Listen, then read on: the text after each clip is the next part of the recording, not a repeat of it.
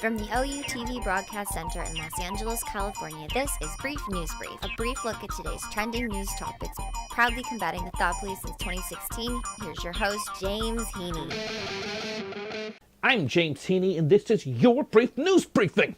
Market turmoil.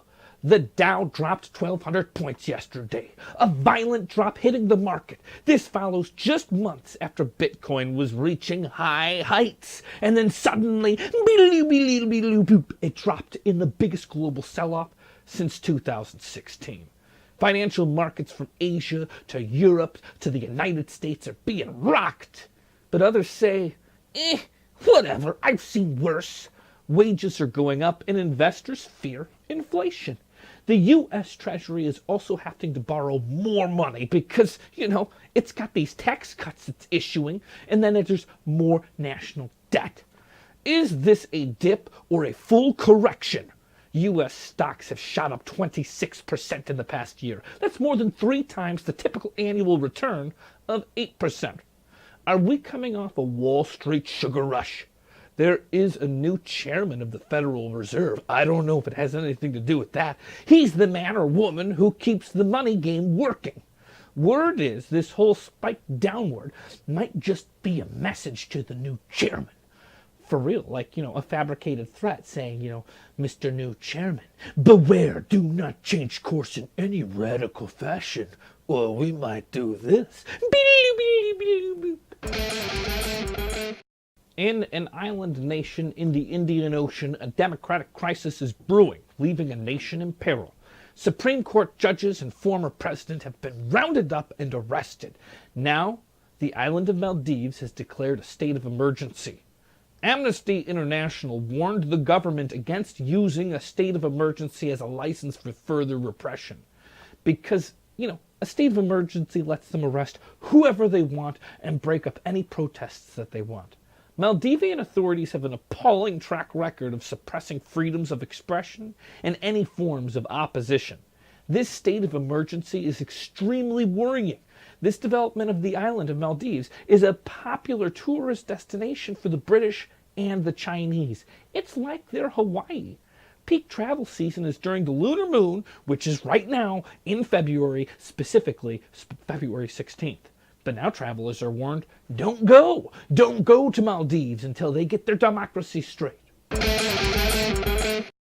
The company that controls the autonomous vehicle market controls the future. On Monday in federal court in San Francisco, opening statements were delivered in front of more lawyers than anyone has ever seen in a courtroom. It's Uber versus Waymo. Who the heck is Waymo? Well, I'll tell you who Waymo is, but just remember you heard it from me, James Heaney. Waymo is Google's self-driving car project. Well, it was Google. Then in 2016, Waymo became Waymo.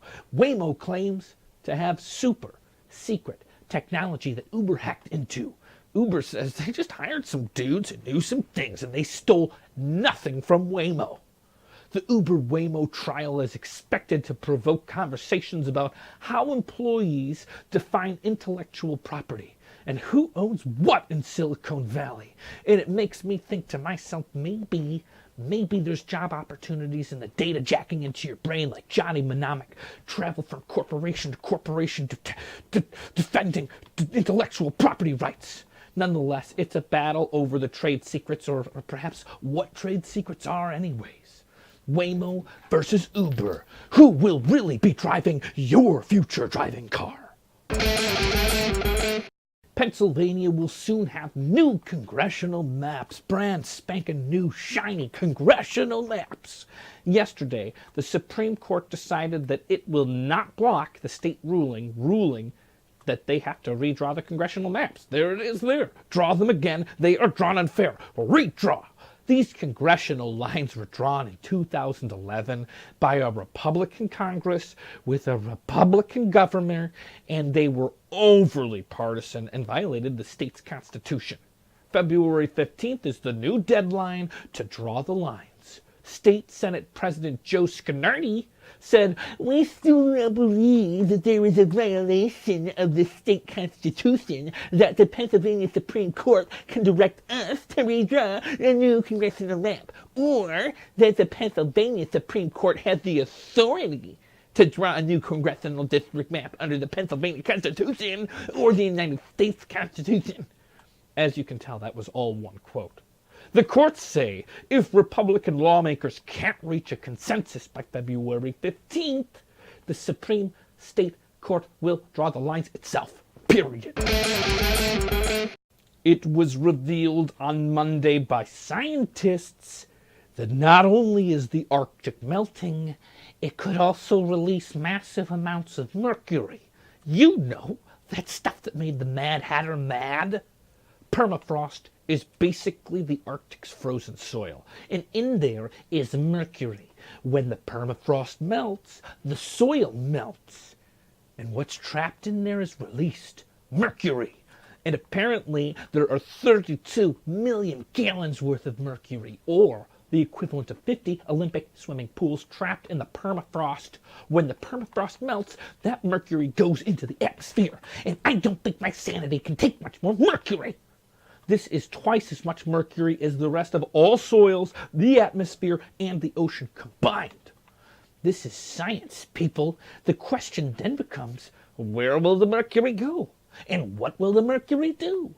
And the scientists say they aren't sure of that. Great. Basically, quality of life up in the Arctic submerging from the frozen existence Everglades is going to be great.